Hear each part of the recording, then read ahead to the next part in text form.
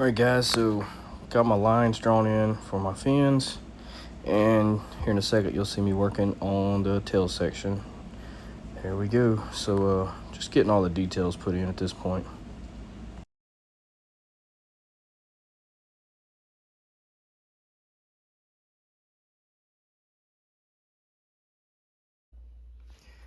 Man, were these fun getting in.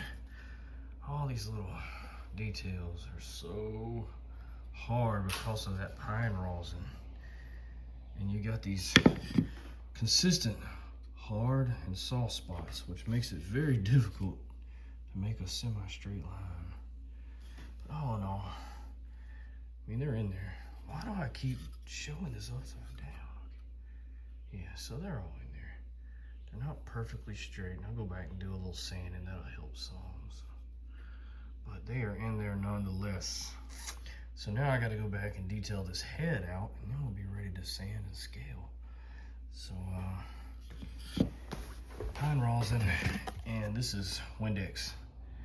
So a little spritz of that on your parts and letting them soak, and coming back and hit it with a wire brush seems to be helping a lot. But I mean, I've got so much built up inside of this coarse bit here that goes on my Fordham. I don't know how I'm gonna get all that out. It may take grinding on something a little harder to catch and pull it out, but I don't know. We'll figure it out anyway. All right, so that's where we're at. Let's get this bad boy detailed.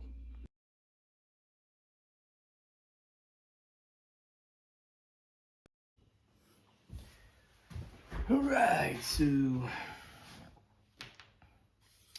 got some detailing in here. And now it's time to decide about an eye. See those? I know what you're thinking. Dude, you gotta sand it. I'm aware. Lots and lots of sanding. And it's gonna be wasted sandpaper, I'm afraid, because all that rosin is just gonna gald up this sandpaper. Regardless, gotta make some eye sockets to put our eyes in. And then create some fins. We'll notch those fin spot thingies, and then after that we'll be about set for some scales. So anyway, just gonna be the eyes. So all I'm gonna do is basically put a round bit in here and wall that out till I get the right eye size.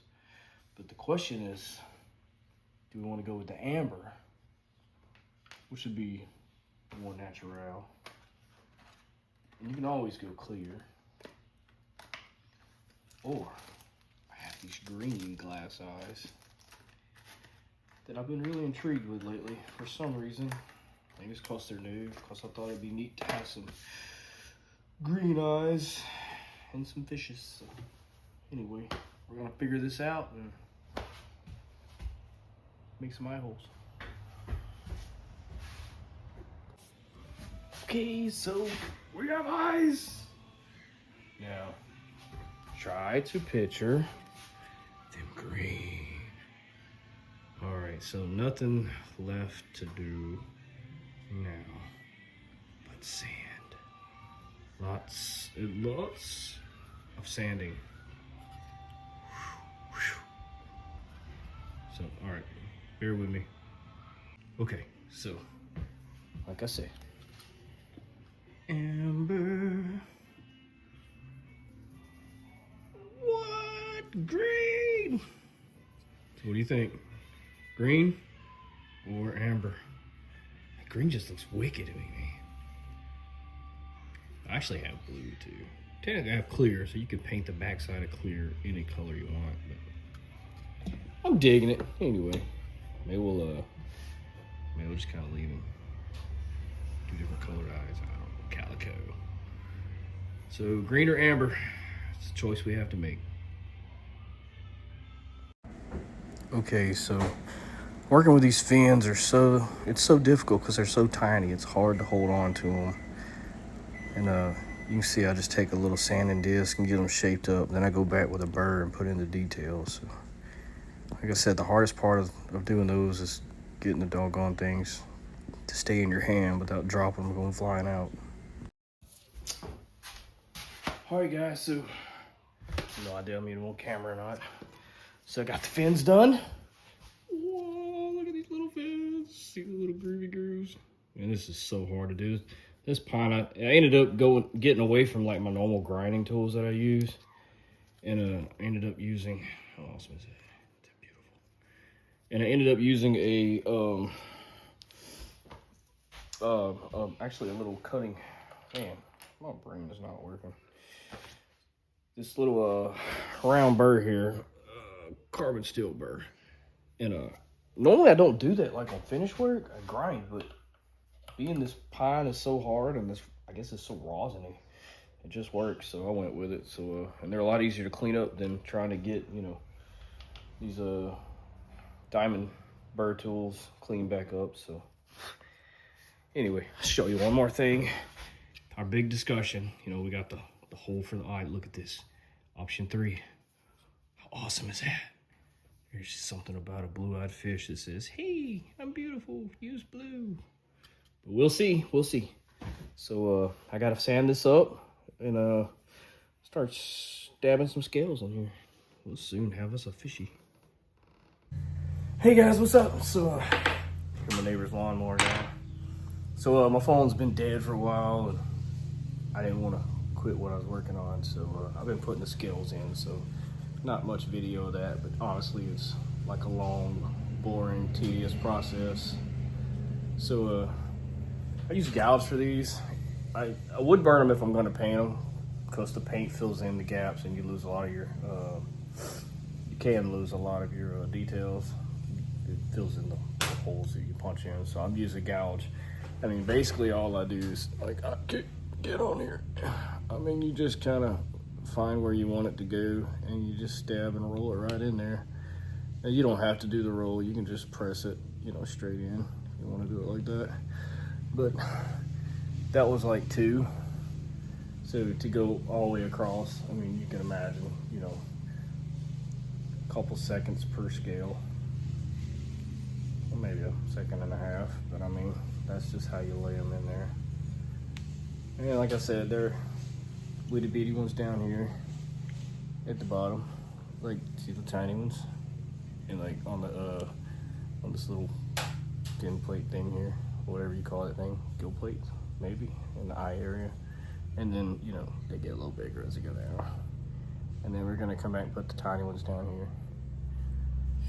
So that's the long, boring process of stabbing these in here. So usually I'm gonna kick my fan back on. I'm gonna turn on some 98 rocks and get some good tunes going. And then I'm gonna be bored to death stabbing these in here. But it's so worth it because it makes that fish look so much more realistic. It's a needed detail for sure.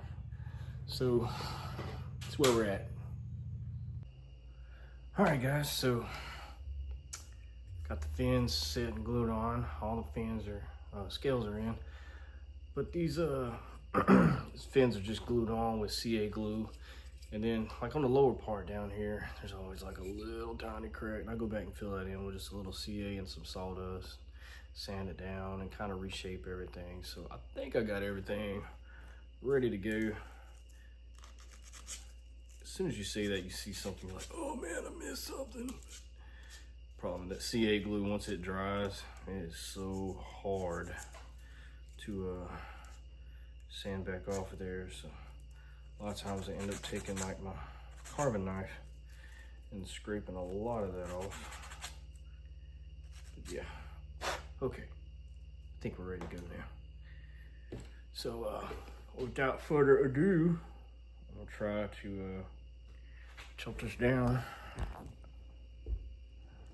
Maybe right there. Hey, how you doing? Can't see my head. There I am. So I'm not sure exactly. I say tongue oil. This is teak oil. Listen to me. I don't know what I'm talking about tonight. See how big of a change that makes. Can you see that? It's like you're just making it kind of yellower. Yeah, that's kind of what teak oil does. It's gonna bring out all the, hopefully highlight the natural colors of that wood. Oh yeah, look at that. It really makes those scales kind of pop out too. That's what I love about it. Using oil. Now I always try to do a coat of oil, let it dry. Sometimes I only let it dry. Sometimes once it's soaked a little bit, I go back and wipe it down with a dry cloth of some sort, usually old t-shirts or something. And I'll go back and seal it. But technically, with teak oil or tung oil, your finishing oils, you don't have to do that. You can apply these oils until you have a shiny finish on here. And that's all you actually have to do. So these aren't like natural oils.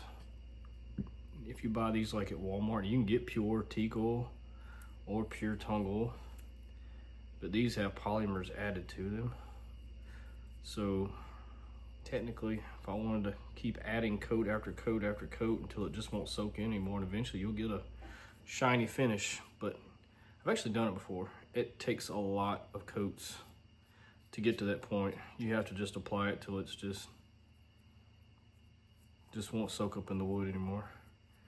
And even after that, it takes a long time to dry. It's not very time efficient. But I like the look I get from applying this, even though I only apply one coat usually. If it's really dry wood, I'll apply two just so it don't take so much sealer to get it to seal. But that's kind of a process I go through. May not be right, but that's the way I do it.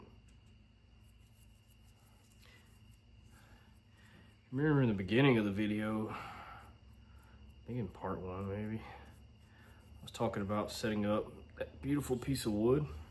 So we had all those colors. Look at this, when we carved this down, that bluing, we had a big wide spot of bluing. That bluing just disappeared on me. When I carved it down, it wasn't all the way through the wood, like it normally isn't. But I knew it didn't go all the way through because I could see it wasn't on the other side, but I was hoping that bluing would stay. Well, we still got some of that reddish color in here though, so managed to keep some. Just didn't get to keep it all, so it's the mystery of wood, man. You just never know what you're gonna end up with. I was hoping this would die dark enough I wouldn't be able to see where I glued that in, which is why I put sawdust on top of that glue. Usually if you get that sanded back out really good, you don't see it too much. That's okay. I'm not too worried about hiding that because I know it's there. I mean, you had to glue it together with something, right? You can see how pretty that's gonna be though. I'm not gonna bore you to death finishing this, but I'll show you the end result here in a minute. All right, guys, there she is. So I ended up going with the blue glass eyes because that's what Piper told me to use, and she didn't want to hear anything about amber or green or rainbow or anything else. She said, "Daddy, blue eyes." So that's what I used. Can't argue with 4-year-old. So 2 coats of polyurethane after we put the teak oil on, and look at that shine. All those details still in there. Still ended up with some of that bluing. And you can see here on the back, I couldn't use my metal brackets because they were going to land right on that crack right there. And I did not want to bust that pretty piece of driftwood. So I just drilled a couple holes and put that twine in there. And that works great. You can pull and tug on that thing. It does not move. It's stronger than it looks. So it may not look highly professional, but it works. But I may end up going back and change that. I don't know. I don't think, like I said, I can tug on it. It don't go nowhere. But anyway, there's that name burning to the back that lets you know that this dummy made it. But there we have it. I'm gonna show you something. Get up there, a little bit of weight to that thing. There she is. So this is, I'm gonna set this up. This is the board that we cut this from. This was the last little piece here. So you can see kind of where the bluing was. And see that dark red stripe right there? I wanted that in there so bad. But when I carved that down, that dark red stripe just ended up being really, really dark pine rosin. So we kind of lost that reddish color. But you can see here on the end where that rosin just kind of dips down, that bluing dips down. So it doesn't go all the way through the board. We knew it wouldn't. We could see it wasn't on the back. So got what we got, but all in all, it's a beautiful piece. So we'll check y'all out on the next one.